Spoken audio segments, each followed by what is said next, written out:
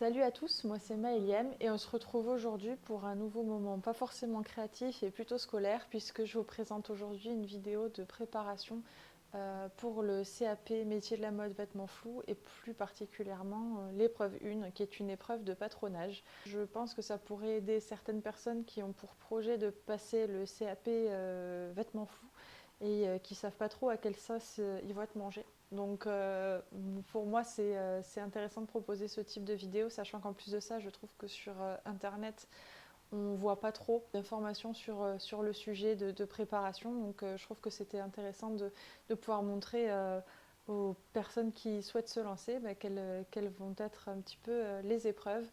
Je fais appel à votre indulgence sur le sujet parce que, comme je l'explique, je suis en train de me préparer au passage du diplôme. Donc moi, là, ce que je vais vous faire, c'est que je vais vous présenter l'examen qui a eu lieu en 2023 et je le réalise sans regarder de correction. Donc il se peut que peut-être je dise des bêtises, et c'est normal parce que je suis en train de me former, je ne suis pas une professionnelle, je ne suis pas une enseignante. Je vous présente simplement moi comment j'interprète le sujet et comment j'y aurais répondu si j'avais passé le diplôme en 2023. Après avoir réalisé cette épreuve, j'ai regardé une personne, et c'est la seule personne que j'ai trouvée sur internet qui fait une proposition de correction sur cette épreuve. Donc j'ai regardé cette proposition de correction et pour la quasi-totalité des choses, je tombe exactement d'accord avec cette personne, à l'exception de un endroit, et c'est moi qui ai fait une erreur quand j'ai travaillé sur le sujet, donc je ferai un petit stop sur image à ce moment-là où je vous expliquerai effectivement l'erreur que j'ai faite et du coup la bonne interprétation du sujet à ce moment-là. Et ce que je fais aussi, parce que je trouve que c'est vraiment très très important et très très intéressant, je vais mettre en lien dans la description la vidéo de la personne qui fait sa proposition de correction. Donc comme ça permet aux personnes qui s'entraînent au CAP et qui ont elles aussi essayé l'épreuve de l'année 2023 de voir une autre interprétation. Ça peut peut-être les aider. Et en plus de ça, je trouve que cette dame, elle a eu 2-3 bonnes astuces plutôt intéressantes pour travailler sur le sujet. L'épreuve 1 du CAP, elle dure normalement 3 heures. Et moi, je crois que j'ai répondu au sujet en à peu près 2h40, sachant qu'en plus de ça, pendant que je répondais au sujet, vu que j'étais en train de me filmer, en train de faire la vidéo, il y a plusieurs moments où je me suis arrêtée pour montrer des choses, expliquer comme j'ai pu. Ça veut dire que selon comment on se sent à l'aise avec le sujet, peut-être que 3 heures, c'est largement suffisant. N'hésitez pas dans les commentaires à me donner vos points de vue, vos interprétations.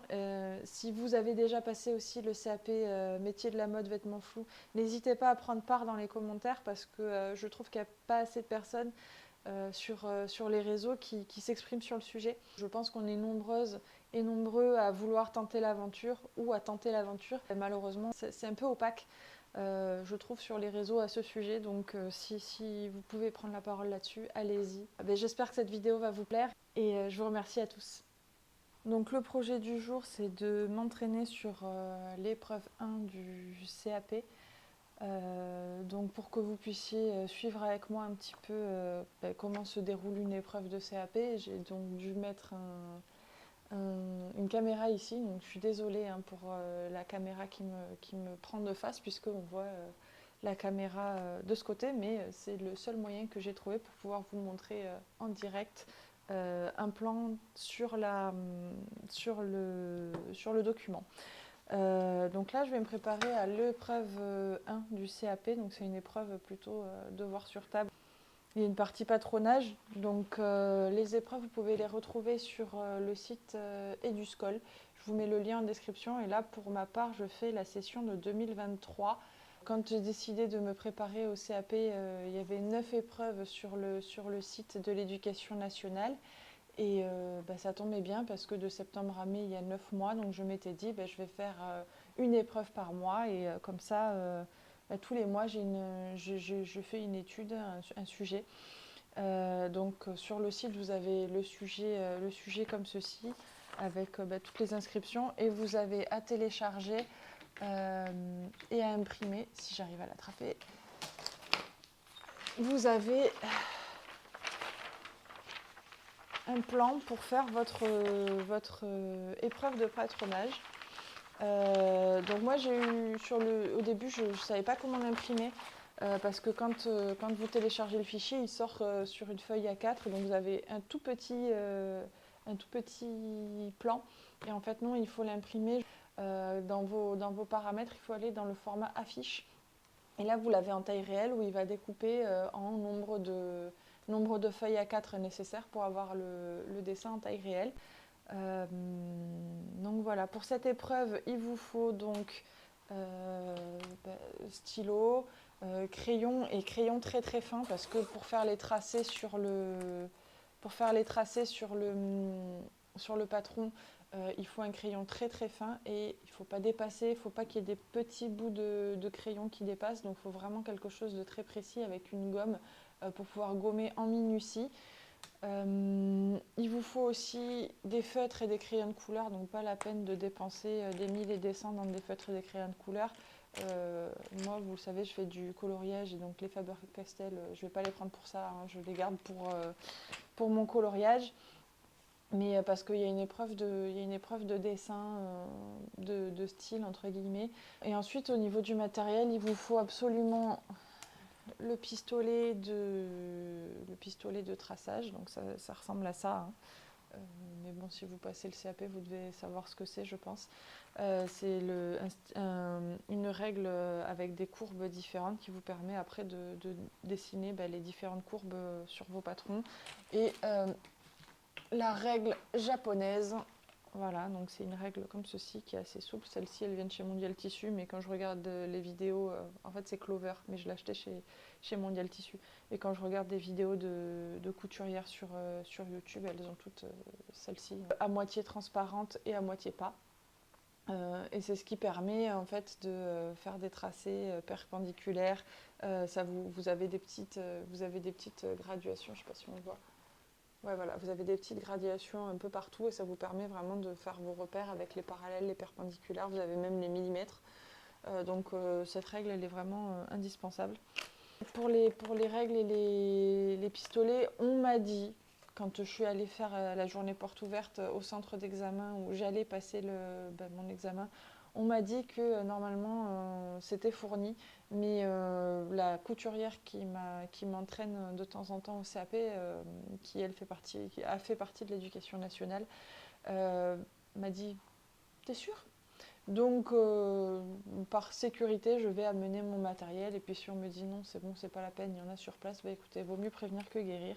Je vais ramener mon matériel, tant pis pour rien, entre guillemets, même si pour moi, c'est jamais pour rien. Plutôt que de venir les mains dans les poches et de me dire que, en fait, j'ai pas de matériel, donc je peux pas passer l'épreuve. Et ensuite, et ça, je sais pas du tout, je crois que c'est prévu aussi qu'on nous le fournisse, mais on sait jamais. C'est du papier à patron, donc du papier calque spécial patron parce que quand on fait l'épreuve de patronage, il y a des fois du décalcage à faire pour reporter, pour déplacer par exemple des pinces ou ce genre de choses, donc il va falloir le faire sur du papier à patron. Je crois qu'on nous le fournit, mais là c'est pareil, je préfère prévenir que guérir et venir avec un peu de papier à patron. Tant pis, ça prend de la place, mais c'est pas grave, pour 3 heures d'examen, bah tant pis. Allez, on se lance, hein, parce que là ça fait un petit moment que je parle. Donc voilà, c'est l'épreuve 1, qui dure 3 heures et qui est coefficient 4.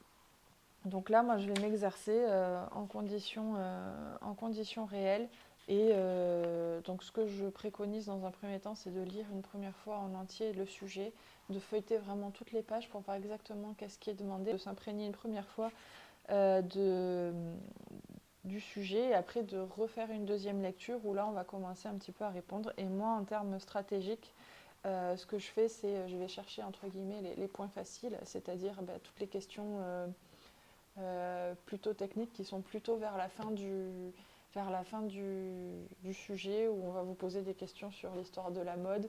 Et après, vous avez des questions, par exemple, quel tissu vous choisirez pour faire ce type ce type de réalisation et là on vous propose 3 choix de tissus et il faut choisir le tissu adapté, le type de point adapté. Et ça, c'est quelque chose où c'est assez facile à répondre. Et de toute façon, vous cochez des cases ou vous reliez des points pour faire comme en maternelle ou en primaire. Il faut relier la matière qui correspond à telle caractéristique. Donc ça, c'est quelque chose d'assez rapide. Et au moins, vous pouvez consacrer tout votre temps ensuite pour la partie patronage qui est un peu plus longue et qui, je pense, prend le plus de points. Il faudrait que je pense d'ailleurs à regarder un peu les barèmes de points selon les types de questions. Salut, c'est la moi du montage et c'était tout simplement pour vous dire que j'ai réussi à trouver les barèmes pour les épreuves 1 et 2 pour le CAP et je vous mets les liens en description pour que vous puissiez vous aussi aller regarder ces barèmes. On reprend. Donc on y va, je me lance.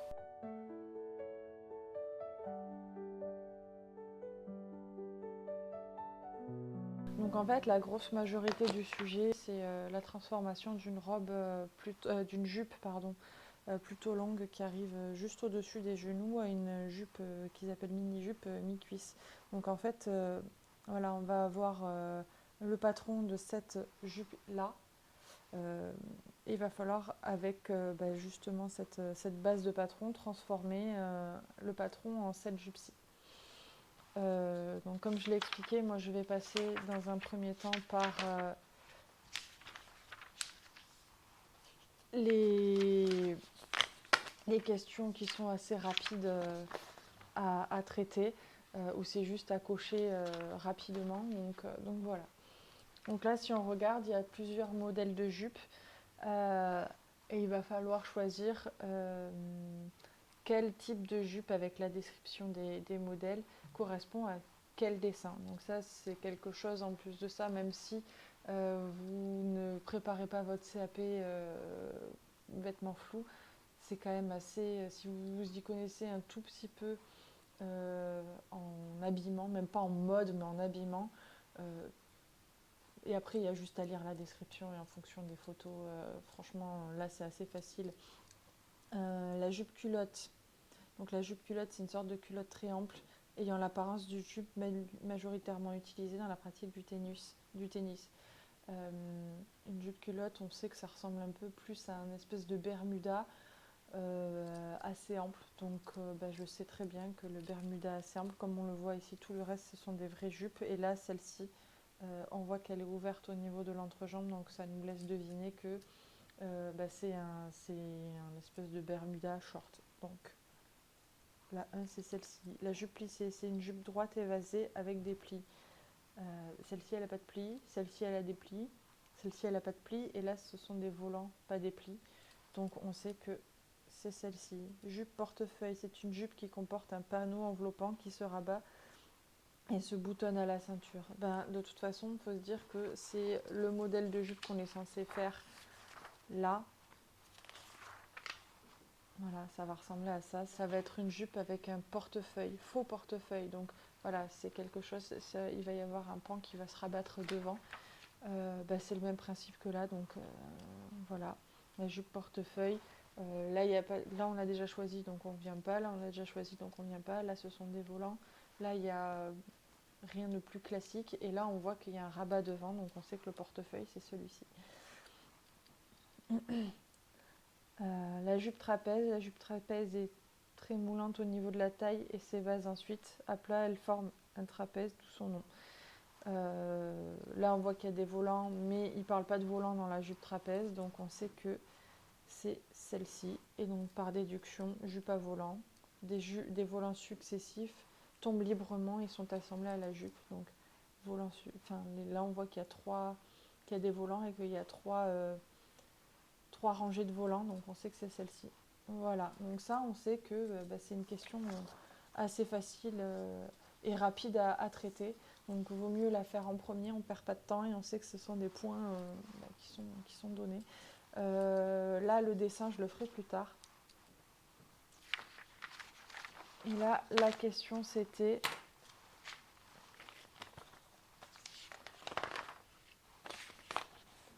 choisir le pied presseur correspondant au montage d'une fermeture invisible. Donc ça, après, théoriquement, Si vous avez déjà monté des fermetures invisibles, que ce soit pour le CAP ou dans votre vie de couturier et de couturière, peut-être que vous avez déjà utilisé ce type de pied presseur. Alors là, c'est pareil, on va monter par déduction. Ça, c'est un pied presseur téflon, donc c'est un pied en plastique qui permet de faire passer les tissus qui ont du mal à glisser, comme par exemple du simili-cuir, des matières un peu plastiques. Donc on sait que c'est pas celui-là. Ça, c'est un pied pour les fermetures éclairs classiques, hein, puisqu'il y a le petit trou ici, très proche du bord. Donc en fait, l'aiguille, elle va venir se planter dans ce trou-là et on est vraiment au bord le plus près de la fermeture. Ça, c'est un pied pour faire des ourlets roulotés. On le voit parce qu'il est entortillé au milieu. Et ça, c'est le pied pour les fermetures invisibles. Si vous le voyez, il y a des petites rainures là. Et en fait, ces petites rainures, elles vont venir se mettre sur le zip et elles vont ouvrir le zip pour qu'on puisse travailler au plus près du bord, parce que la fermeture éclair invisible, en fait, le zip, il est monté à l'envers. Donc en fait, vous avez le curseur qui est sur l'endroit où on ne voit pas les dents du zip. Et en fait, le zip, il est sur l'envers et il est un petit peu enroulé. Donc ce pied-là, en fait, ça va permettre d'écarter les dents du zip pour pouvoir vraiment piquer au plus près des dents du zip. C'est ce qui fait que la fermeture est invisible. Ça, c'est un pied presseur standard, et celui-là de pied presseur, je ne saurais pas trop dire ce que c'est, mais comme j'ai bien identifié que c'est celui-ci, là, je coche celui-ci. Alors, solution technologique pour le montage de la fermeture invisible. Là, non, ce ne serait pas celui-ci parce qu'il passe par-dessus en fait la fermeture, et c'est pas ce qu'on veut en fait sur les fermetures invisibles. Vraiment, en fait, vous avez votre zip ici, et vraiment en fait les deux morceaux de tissu, ils vont venir comme ça et vraiment très serrés, ils vont faire du touche-touche en fait, et c'est ce qui va permettre que ce soit complètement caché.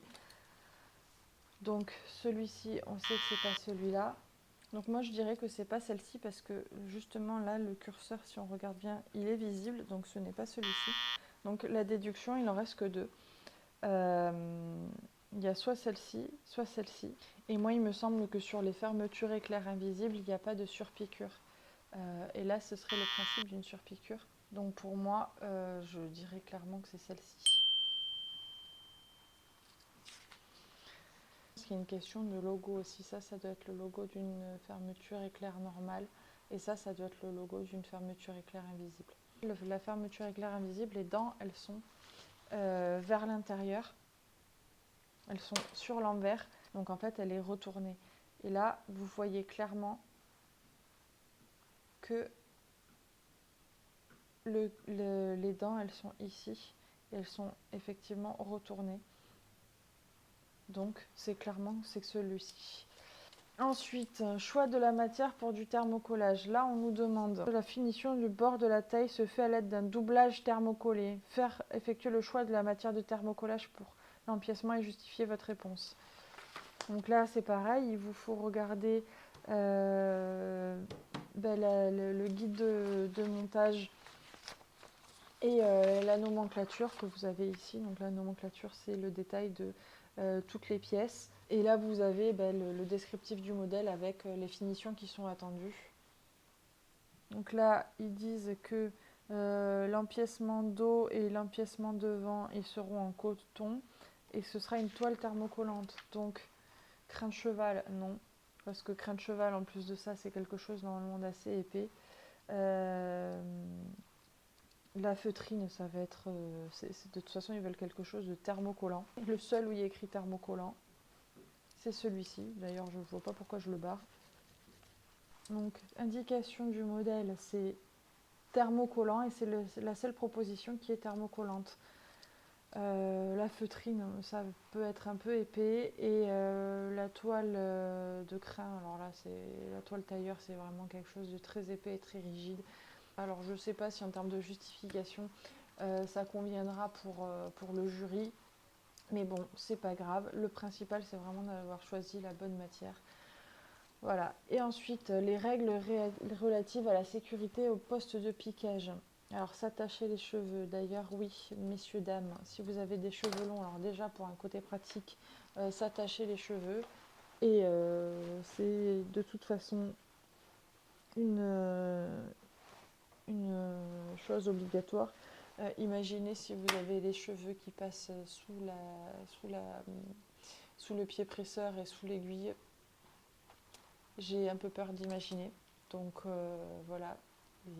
L'objectif, c'est pas de jouer à destination finale. Donc attachez-vous les cheveux et en plus de ça, avoir les cheveux dans les yeux quand on travaille, c'est vraiment pas pratique. Respecter la propreté des lieux, oui, toujours. Débrancher en tirant sur la prise, certainement pas. Et même dans la vie de tous les jours, je vous déconseille de tirer sur la prise pour débrancher vos appareils, hein, que ce soit l'aspirateur, enfin voilà. Porter des gants en maille, je ne pense pas parce que ça doit vraiment pas être pratique. Ne pas encombrer les allées par les objets inutiles. Mais on est sur le poste de piquage, on n'est pas, même si on est dans l'atelier, on est vraiment à un poste précis. Donc pour moi, je ne mettrai pas ça. Et le protège-doigt, oui. Voilà. Si vous relisez l'énoncé, il y a écrit qu'il faut faire 2 choix. Moi, j'en ai fait 3. Et lorsque je me réfère à mon livre qui s'appelle Couture préparation au CAP, les 3 choix que j'ai faits sont indiqués dans les conditions pour travailler en atelier.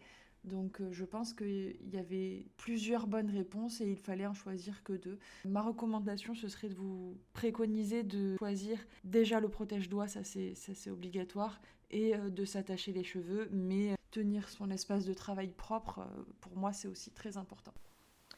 Donc on en a fini avec les questions, on va dire, purement techniques. Vous voyez, hein, ça m'a duré quoi, peut-être un quart d'heure. Donc ça, pour moi, il faut le faire assez rapidement. Comme ça, après, on est débarrassé. On sait qu'on a des points déjà de gagner. Après, il y a le dessin. Alors, il y a 2 écoles. Il y a ceux qui se disent, je fais le dessin de suite. Comme ça, c'est fait. Ou alors, il y a ceux qui se disent je priorise le patronage parce que le patronage, c'est ce qui risque de demander le plus de temps, le plus de réflexion. Et si après j'ai du temps, je fais le dessin, sachant qu'aussi, il y a des personnes qui sont plus ou moins à l'aise avec le dessin. Sachant qu'après, il y a aussi toute une question d'emballement. Et moi, là, les motifs celtiques, parce qu'en plus de ça, il faut bien respecter les indications qui sont ici. Donc, dessiner au crayon de papier 2 frises à broder en appliquant le principe de répétition, en variant les proportions et le rythme. Et ensuite, dessiner au crayon de couleur la frise décorative sur l'empiècement en adaptant l'échelle. Là, ils disent une précision. Proposition de 2 propositions de broderie. Proposition de 2 propositions. Donc là, déjà, il y a une répétition, c'est assez lourd à la lecture. Mais moi, ce qui m'embête un petit peu, c'est qu'on va passer du temps à imaginer quelque chose pour après faire montrer que ce que l'on retient, puisqu'on va dessiner que l'une des 2 propositions sur la frise de l'empiècement. Et après, ils disent le choix de la gamme colorée du motif doit être en accord avec les visuels de la planche, parce qu'effectivement, vous avez des dessins d'ambiance qui vont vous permettre de reproduire ou du moins de vous inspirer de ces motifs-là pour faire votre proposition. Donc là, on voit bien, c'est des motifs assez courbés, mais en même temps assez répétitifs. Voilà. Et moi, ce qui m'embête, c'est de me dire, on va passer le temps à faire le choix à dessiner 2 types de motifs pour en choisir qu'un seul, et en plus de ça, le redessiner derrière. Donc, c'est un peu dommage, mais bon. C'est parti. Hein. Faudrait que je regarde combien de points ça coûte, combien de points ça donne le dessin de style, parce que franchement, ça prend quand même du temps si on veut s'appliquer un petit peu. Et pour trouver l'inspiration, et puis si ça ne vaut que 2 points sur 20, est-ce que ça vaut le coup? Je ne sais pas.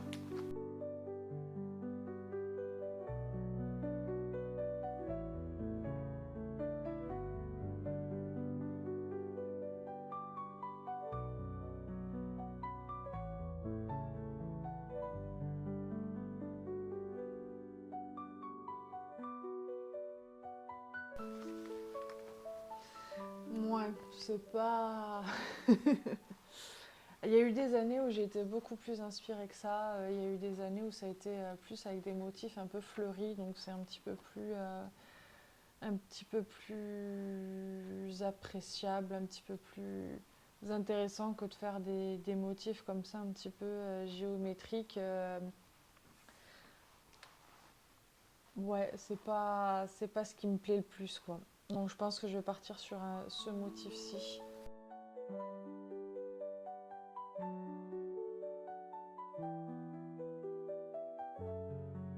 Voici. Et ensuite, il demande de faire ça en plus avec des couleurs qui s'inspirent de la planche de tendance. Donc on est plus sur du rouge, jaune et vert, un peu doré, le jaune. Donc bah, c'est parti, on y va. Et donc ça, c'est une gomme qu'on appelle une gomme mie de pain. Ça ressemble un peu à de la pâte à modeler ou de la pâte à fixe. Et ça permet d'effacer les petits coups de crayon. Je vais faire une des bandes d'une couleur, les points d'une autre et les petites spirales à l'intérieur d'une autre. Donc on va faire comme ils ont dit, c'est du vert, du rouge,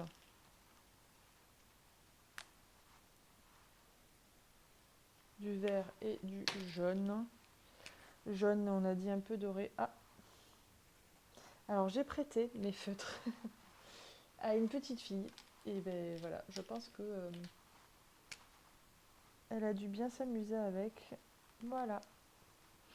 Donc, c'est parti, hein.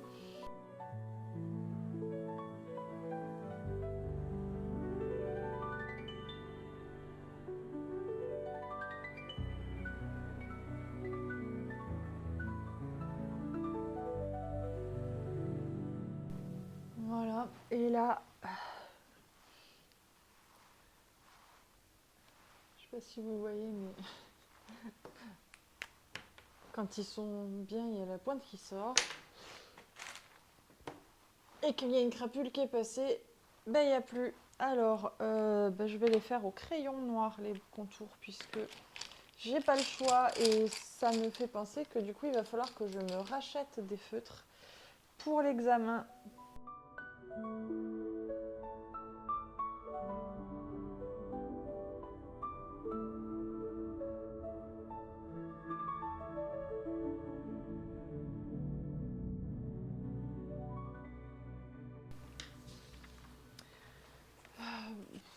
Voilà l'interprétation.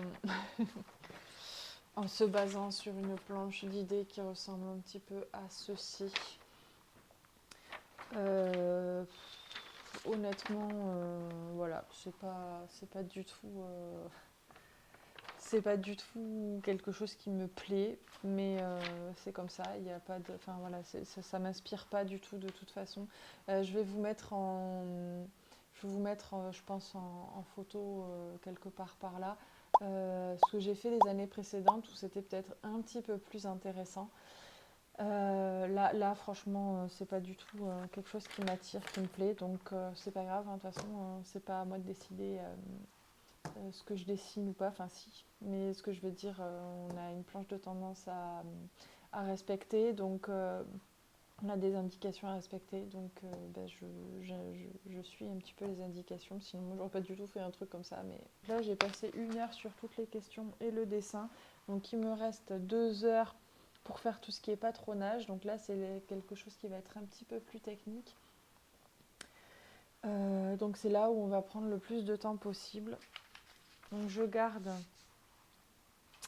la feuille avec tout le travail demandé parce qu'il y a toute cette partie-là qui concerne les consignes pour le patronage pur.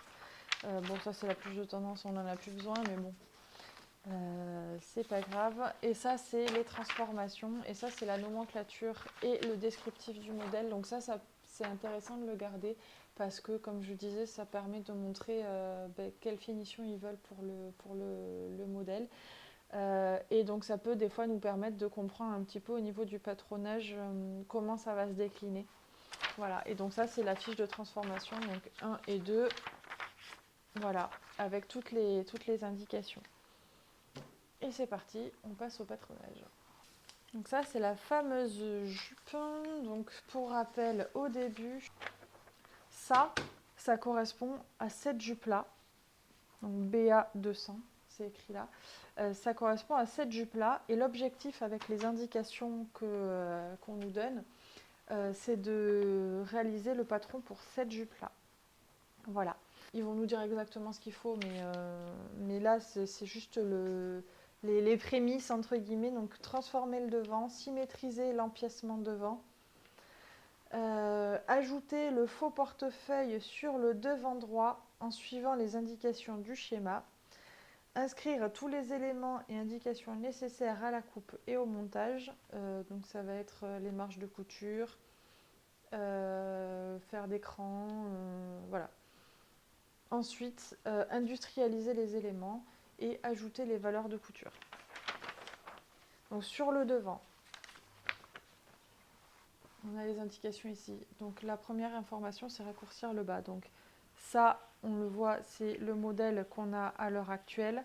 Et raccourcir le bas, ils mettent 150, donc ça veut dire 15 cm, 150 parce que là on parle en millimètres. Donc il faut raccourcir la jupe de 15 cm. Et on voit bien qu'en base, il se base sur le pli du milieu devant. Donc voilà, on va se baser là-dessus.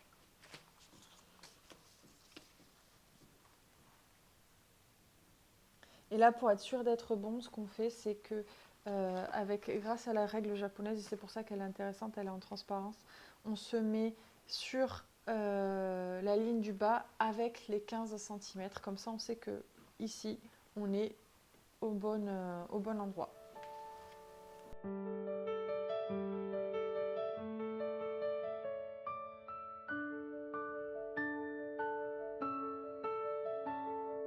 Et donc là, ce qu'il ne faut pas oublier, c'est que comme vous le voyez, là, la robe, elle remonte un petit peu. La jupe, pardon, elle remonte un petit peu. Et là, elle remonte aussi un petit peu. Parce qu'il faut suivre la courbe, en fait. Vraiment, on va raccourcir, mais on va garder la courbe. Donc, en fait, vous placez... c'est mon interprétation à moi. C'est peut-être pas forcément juste. Mais il faut se placer, pour moi, comme ceci. Et être plaqué ici dans l'angle et être sur la ligne des 15 cm ici pour avoir le trait des 15 cm. Et là, maintenant, avec le pistolet, alors là, il n'y a pas besoin parce qu'on est en ligne droite. Donc là, je me place vraiment en angle droit.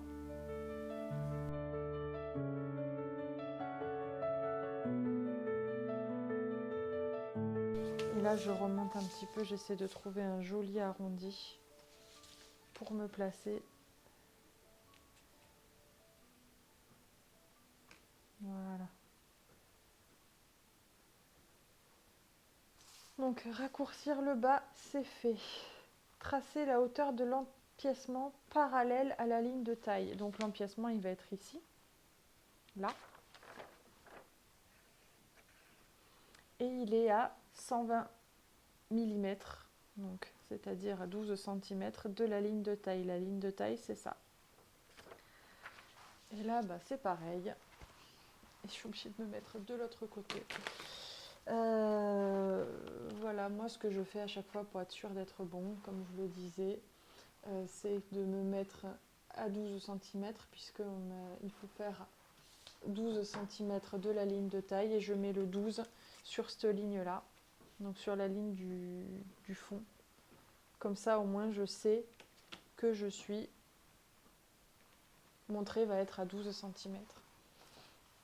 Peut-être que là, le réglé, ça sera pas mal. Donc le réglé, c'est ça, c'est vraiment une toute petite règle métallique qui est assez fine. Et ça aussi, c'est un indispensable. Ça vous permet déjà, quand on vous demande de mesurer de faire une marge de couture, on va dire à 1 cm du bord, vous l'avez ici, c'est quelque chose qui n'est pas très grand, donc c'est pratique de l'avoir à côté de la machine. Mais par exemple aussi, parce que même là, la règle japonaise, je la trouve un peu grande, ça vous permet de faire des traits assez précis, puisque le réglé est assez petit. Donc là, pareil, je me mets à 12.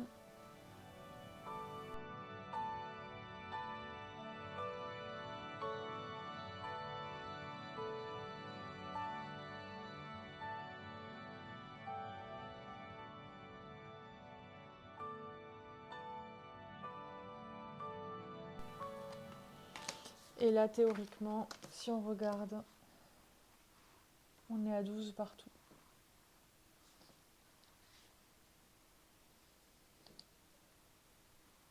Tracer l'axe de symétrie de la pince jusqu'à la ligne d'empiècement. Donc en fait, ça se joue ici. Là, si vous regardez, vous avez la pointe de la pince. Donc en fait, là, l'objectif, c'est de tracer ce qu'ils appellent la symétrie, donc c'est-à-dire le centre qui va aller jusqu'à la ligne de l'empiècement pour faire la symétrie comme à l'école, hein. Voilà, donc là, ce que je fais, c'est que je mets ma règle pile dans la pointe ici.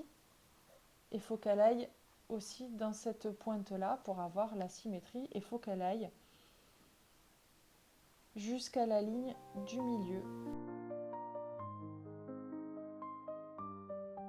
Voilà, j'ai tracé l'axe de symétrie de la pince jusqu'à la ligne d'empiècement.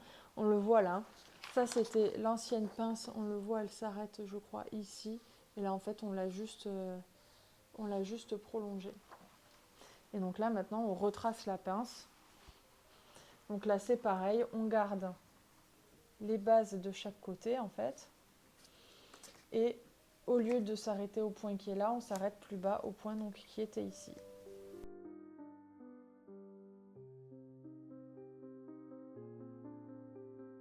Donc la nouvelle pince, elle est là. Et donc là, relever par transparence l'empiècement avec la pince et le devant droit raccourci. Donc là, c'est là où c'est super important. C'est que vous pouvez voir le devant droit, c'est la pièce 1. Donc la nomenclature, c'est hyper important. Et vous voyez qu'en fait, la pièce 1, c'est juste ceci. Donc quand vous allez relever, quand ils disent relever par transparence, en fait, il faut le décalquer. Voilà, donc vous remplacez relever par décalquer. Voilà.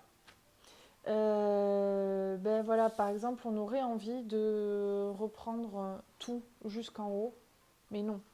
En fait, quand ils disent relever le devant droit raccourci, on part de là et jusqu'à là.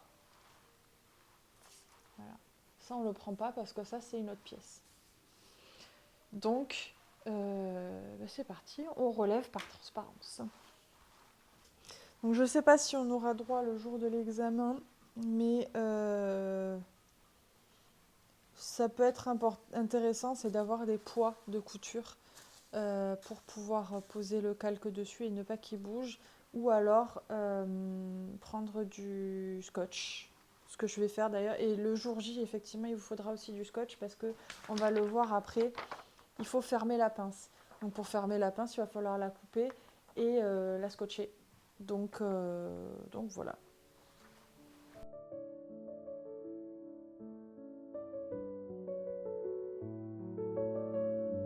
Je vous recommande aussi, c'est de marquer assez rapidement les indications. Donc là, vous avez un cran qui a été indiqué. Vous allez avoir aussi le droit fil.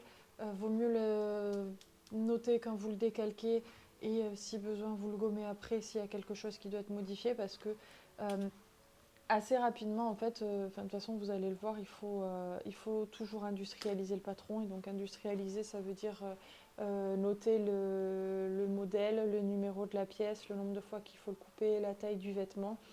Et après, il y a les indications de montage, donc c'est-à-dire l'écran de montage et le droit fil. Donc, le droit fil, il est toujours indiqué sur les pièces de base. Donc, renotez-le de suite. Au moins vous êtes sûr qu'il sera bien parallèle à votre ligne de milieu devant.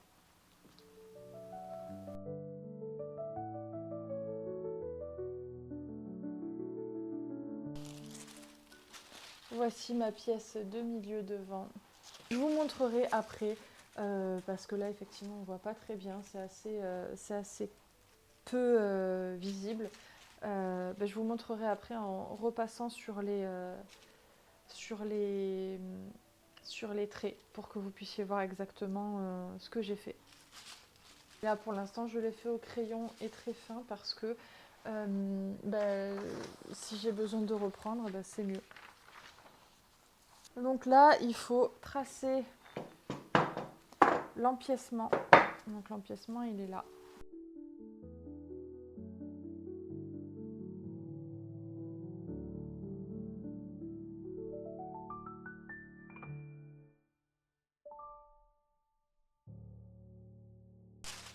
Voici la pièce retracée.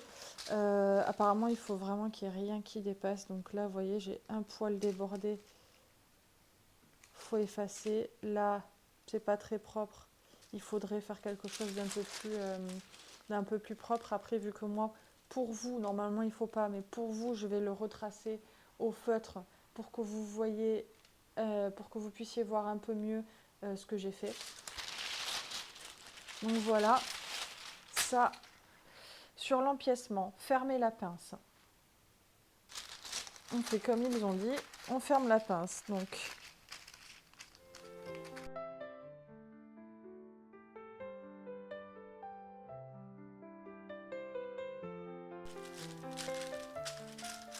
voilà la pièce. Une fois.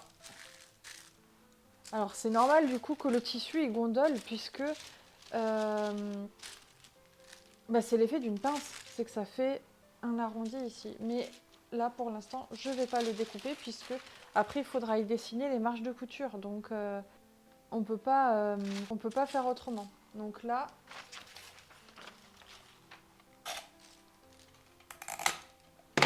je ferme ma pince.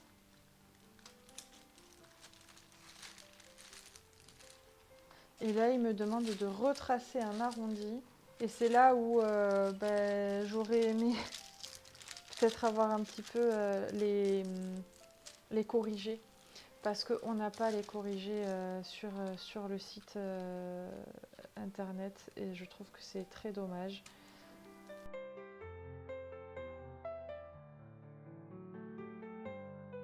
L'arrondi serait comme ça. Et celui-là aussi. Je viens légèrement creuser mon arrondi ici. Après, c'est vraiment petit. Donc, est-ce que c'était ça? Ça, je ne sais pas du tout si c'était exactement ce qui était attendu. Voilà. Donc, maintenant, il faut symétriser l'empiècement.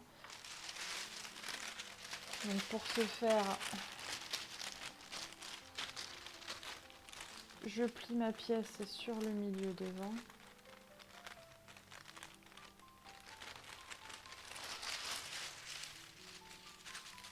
Et là, je vais la décalquer.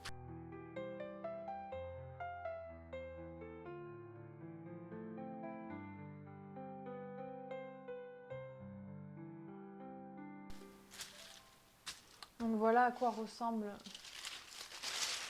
la pièce quand elle est symétrisée. En fait, c'est simple, hein, vous pliez votre pièce, enfin votre morceau de papier comme ça. Et par transparence, en fait, vous avez le morceau le morceau redécalqué, quoi. Je vais quand même par principe redessiner mon empiècement sur l'avant.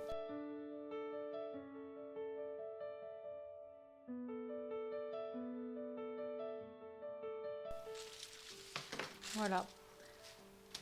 Donc là, je l'ai redessiné. Et là, ils disent relever l'empiècement. Donc là, il faut redécalquer encore une fois la pièce complète.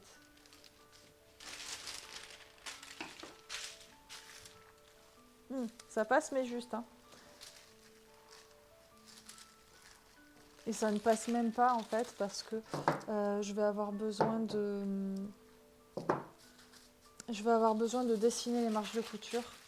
Donc, est-ce que là, ça passe? Ouais, ça passe comme ça.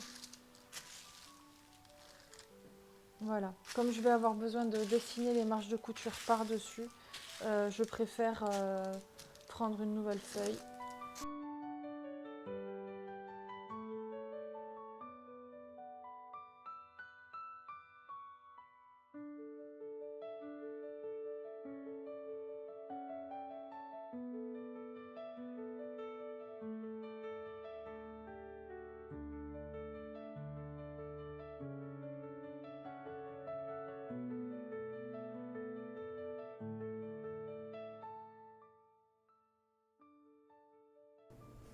Et donc mon erreur, elle est là.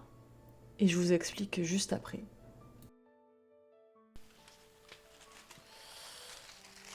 Donc voilà ma pièce reportée. Encore une fois, ça ne se voit pas énormément, malheureusement, parce que c'est du papier qui est un petit peu transparent. Ensuite, je vais faire les dessins avec un feutre. Enfin, du moins, oui, un feutre, je pense, même si ce ne sera pas aussi précis, mais au moins pour que vous puissiez voir ce que j'ai fait exactement. J'ai bien fait de prendre une autre feuille parce que là, je dois rajouter, c'est ce qu'ils mettent, tracer la croisure du faux portefeuille. La ligne de milieu devant que j'ai dessinée, elle est là. Il faut que je rajoute la fameuse croisure qui fera 14 cm de large, ici. La croisure, elle est là. Et le milieu devant, il est là. Et la croisure, il faut que je la rajoute ici. Donc j'ai bien fait de ne pas dessiner tout sur le même papier. Vaut mieux trop que pas assez. Voilà, soyez généreux. Vaut mieux donner toutes les chances possibles pour l'examen. Donc tracer la croisure du faux portefeuille, et ben on y va. Donc il faut qu'elle fasse 140 mm, donc 14 cm. Donc là, même technique. Je me mets à 14 cm, je me mets bien en angle droit. Comme ça, je suis sûre que je suis bon.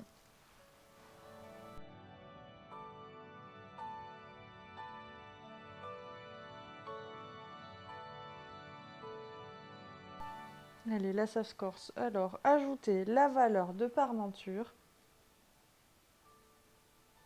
Ok. Alors, voilà. En fait, ma croisure, elle est ici. Et il faut rajouter, si j'ai bien compris, une parmenture supplémentaire de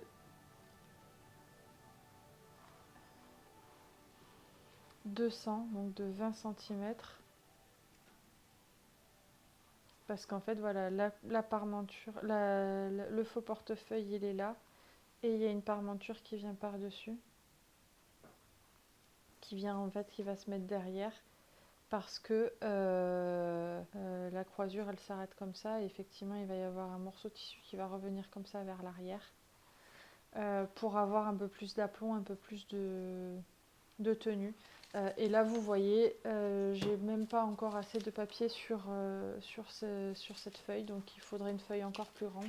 Et là, bon, bah, je vous l'explique comme ça, hein, mais là, c'est le milieu devant, donc là, c'est là où vous avez votre entrejambe.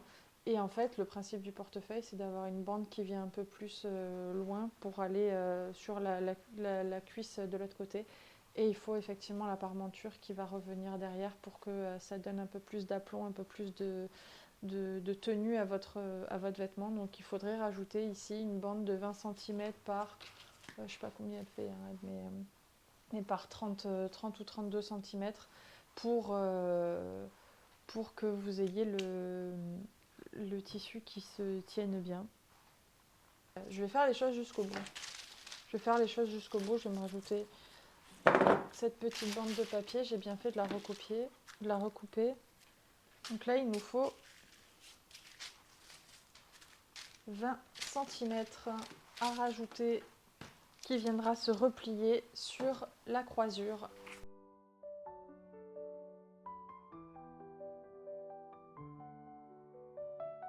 Voilà, donc là j'ai ma bande de parmenture.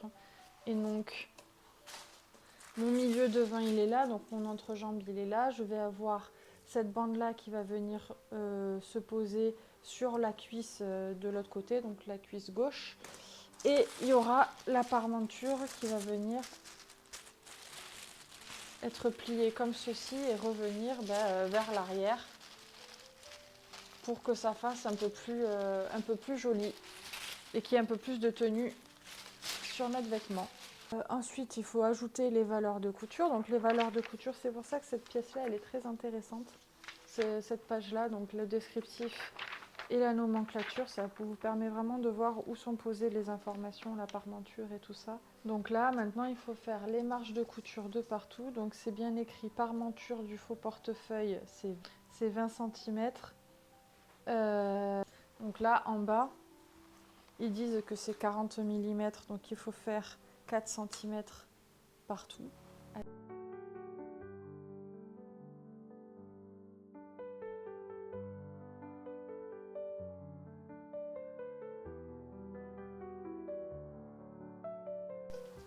Vu que ça remonte un petit peu, il faut reprendre le perroquet.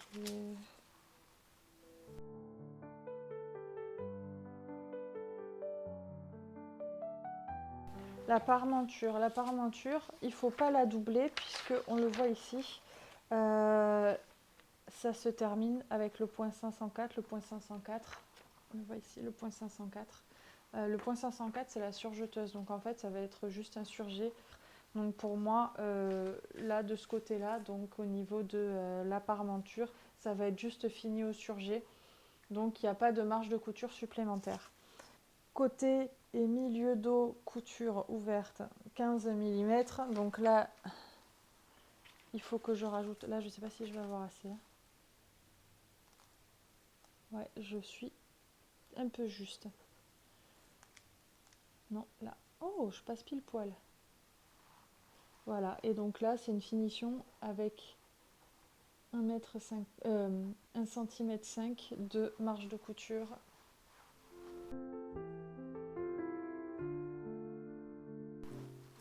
Ouais. Donc là, il faut le prolonger aussi pour que ça se rejoigne. Voilà.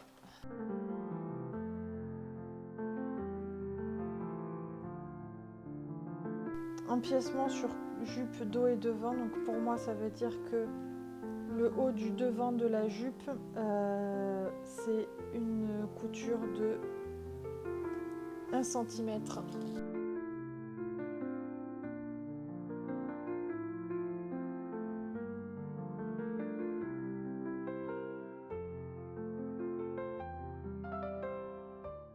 Et là maintenant, l'empiècement. Donc l'empiècement, c'est pareil en bas pour moi, puisque c'est ce qui va se rejoindre avec le devant. Donc c'est 1 cm selon moi. Donc là c'est pareil sur les perroquets, vous avez votre ligne classique et vous avez le même repère à 1 cm. Donc l'avantage c'est que vous pouvez vous caler les pointillés sur votre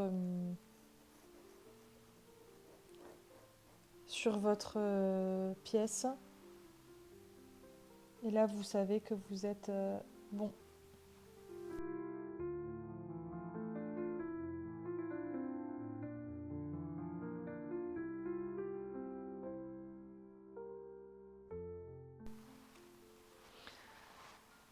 Sur les côtés, ben, c'est le même principe que là-bas, c'est 1,5 cm.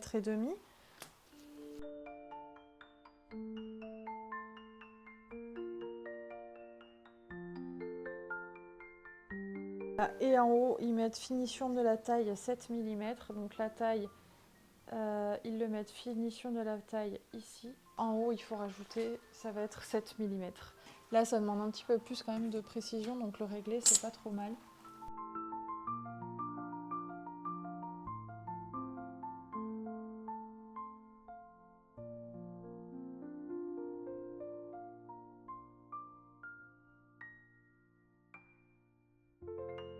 Et voilà, je vais repasser un petit coup au feutre pour que vous puissiez voir exactement ce que ça a donné in fine. Malheureusement, quand on fait ce genre de choses, il faut tellement que ce soit précis que c'est limite transparent. Donc là, je suis en train de retracer les marges de couture. Je le fais à main levée, mais c'est surtout pas, et en plus, surtout pas au feutre, mais c'est surtout pour vous, ça. Donc ça, c'est l'empiècement qui est en haut. Et il faut ce qu'ils appellent industrialiser, c'est-à-dire donner toutes les indications qui sont nécessaires à la coupe et au montage. Donc déjà en termes de cran, moi ce que je mettrai sur cette pièce, c'est le cran du milieu. Donc moi je ferai un cran ici.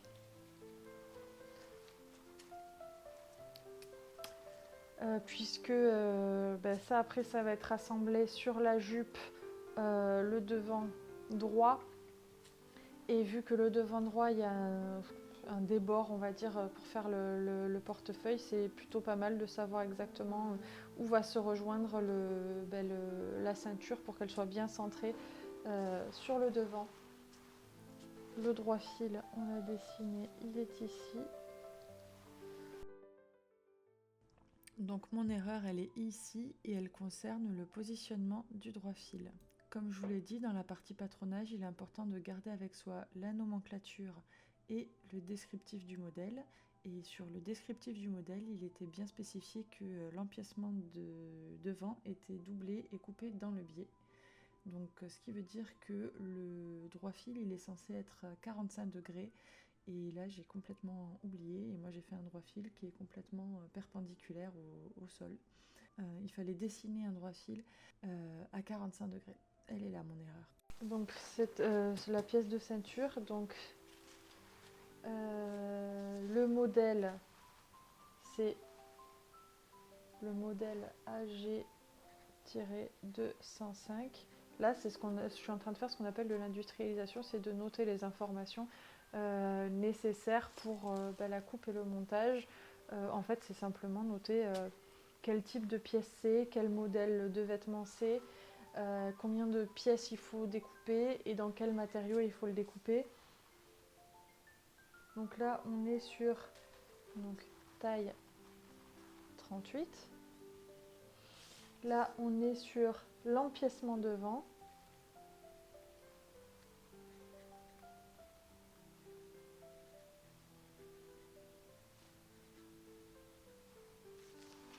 Le voilà, empiècement devant, il est là.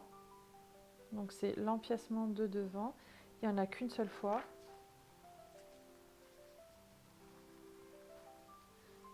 Il faut le couper qu'une fois dans le tissu. Voilà, donc là c'est tout ce qui est marge de couture que moi j'ai reporté. Ils avaient dit pour le bas 1 cm, pour les côtés ils avaient dit 1,5 cm et ils avaient mis finition de taille 7 mm, donc c'est là pour moi. Ok, donc cette pièce là on est bon. Et maintenant, donc voilà la pièce pour le devant. Et là il faut voir l'écran.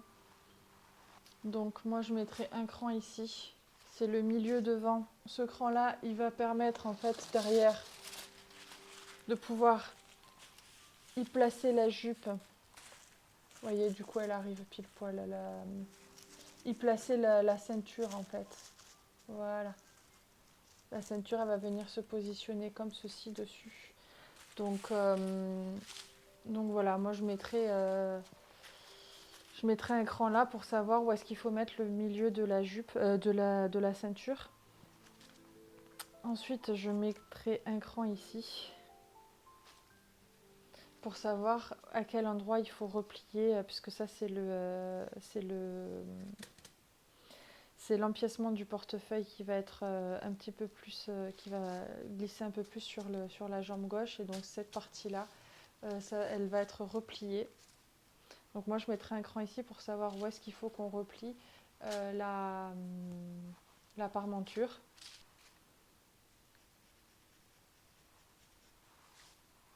Le cran il serait dessiné comme ça, je pense.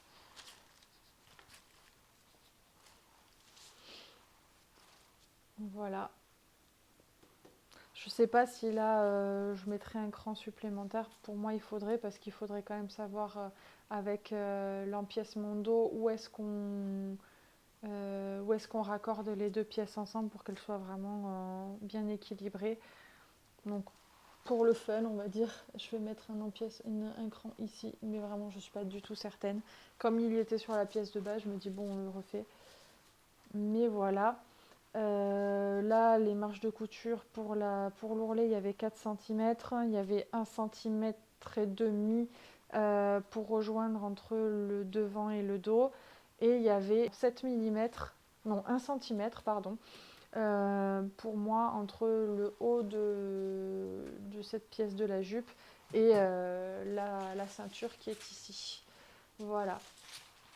Donc là pareil, on va industrialiser le patron. Donc le droit fil il est là. Encore une fois, je fais tout à main levée, tout simplement pour que vous puissiez voir ce que j'ai fait. Mais il faut tout faire bien entendu avec précision. Donc pas au feutre, mais avec un critérium, même un crayon de papier, pour moi c'est un peu gros. Pour moi c'est vraiment au critérium pour avoir les traits les plus fins possibles. Et bien entendu avec des outils de tracé, hein, pas à main levée comme moi, là c'est vraiment pour que vous puissiez voir ce que je fais. Et ensuite on va industrialiser tout ceci, donc c'est le devant droit, donc c'est le modèle AG 205. Ah oui, et là j'ai oublié, c'est l'empiècement devant, donc c'est la pièce numéro 4, vous les avez là. C'est la pièce numéro 4 et il n'y en a qu'une seule. C'est la pièce numéro 4 sur 10 pièces. Donc là, le devant droit, c'est la pièce 1, il n'y en a qu'une seule.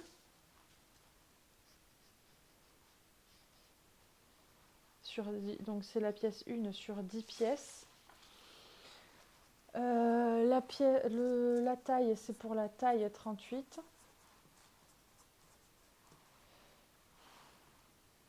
Et c'est le devant droit.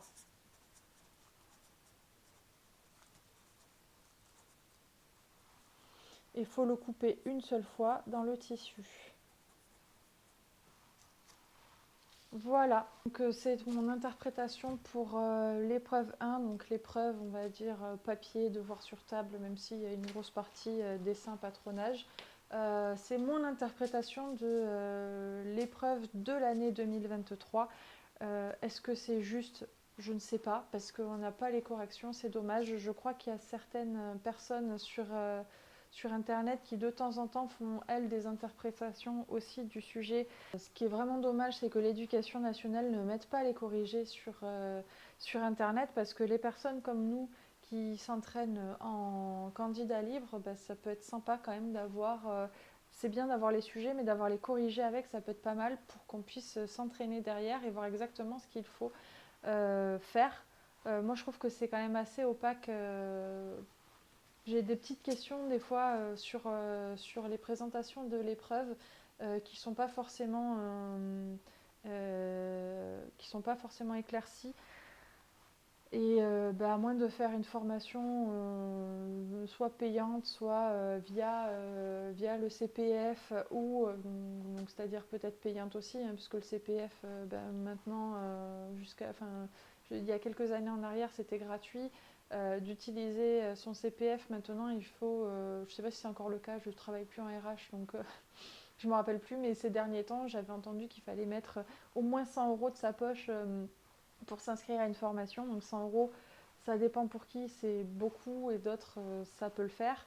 Donc je trouve que c'est un peu dommage quand même de devoir payer une formation, ou alors de pouvoir faire partie d'un programme comme par exemple le Greta, ou tous les programmes de reconversion avec une aide de Pôle emploi. Mais il faut être dans des conditions bien particulières pour pouvoir passer ces diplômes. Donc je trouve que c'est un peu dommage pour les personnes comme moi qui veulent le faire en 100% candidat libre avec leurs moyens personnels, de ne pas avoir accès à certaines informations. Là cette année, c'est bien, ils ont noté qu'il faut rajouter les marges de couture c'est une demande qui est faite, mais quand les années précédentes ils disent industrialiser le patron, moi de ce que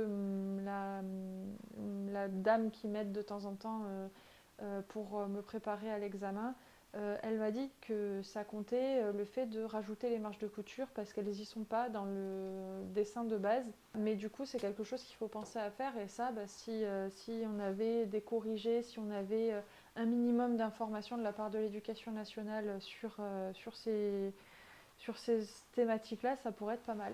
Ma stratégie, c'est de faire en premier les questions, on va dire, un peu simples, où c'est soit de la déduction, soit c'est du par cœur. Et puis après, il y a la partie dessin technique, dessin, où là, c'est à nous de voir notre aisance avec le côté art plastique. Et puis en plus de ça, il faudrait que ça nous plaise ce qu'on nous demande de faire, parce qu'il y a vraiment là, moi cette fois-ci, je me suis pas du tout éclatée, alors que les fois précédentes, il y avait quelque chose en rapport avec des fleurs, et je trouvais que c'était un petit peu plus sympa, parce que c'est des choses qui me plaisent à moi. Et ce que je trouve un peu dommage, c'est que on n'est pas tous égaux par rapport au dessin, et de mettre une épreuve, de mettre une partie de l'épreuve où il y a du dessin de mode pour un CAP. euh, je trouve que c'est un peu beaucoup. Encore, on ferait une formation de modéliste pour créer soi-même derrière des tissus, des vêtements et toutes ces choses-là, comme ferait un modéliste dans une maison. Euh, Pourquoi pas? Là, je trouve que le dessin, c'est peut-être un peu trop ambitieux. Et puis comme je le disais, on n'est pas tous égaux en dessin. C'est pas pour autant qu'on ne peut pas faire de la couture. Et toutes les personnes que j'ai vues ou entendues qui ont passé le CAP couture ont dit moi de toute façon le dessin je suis très mauvaise, donc voilà. Et après la partie patronage, cette fois-ci je trouve que je m'en suis pas trop mal sortie. Il y a peut-être 2-3 endroits où j'ai un petit peu des interrogations, mais ce n'est que mon interprétation. Peut-être que c'est complètement faux ce que j'ai fait. Je vais regarder sur internet s'il y a d'autres personnes qui ont fait des interprétations de l'épreuve de 2023. Voilà, mon objectif c'était surtout de vous présenter un petit peu comment ça se passe, parce que c'est vrai que je trouve que sur internet, il y a, hormis les sujets des années précédentes, il y a pas trop il y a pas trop de gens qui font de la présentation des épreuves, et ça permet soit de vous inquiéter, et j'espère pas, mais peut-être aussi un petit peu de détendre l'atmosphère par rapport à l'épreuve 1. Ça reste ça reste quelque chose d'assez conséquent, mais ce n'est que coefficient 4. Je pense pas que déjà vous allez vous tromper à 100% sur l'épreuve 1. Comme je le disais, il y a la partie surtout petite question que j'ai traitée d'entrée de jeu sur le sujet, où ça, je pense que c'est à la portée de beaucoup de monde. S'il y a un petit peu de déduction, après c'est sûr que si vous allez à l'EP1 en n'ayant jamais ouvert un livre de couture et un livre de CAP, bon, c'est un peu ambitieux, mais bon.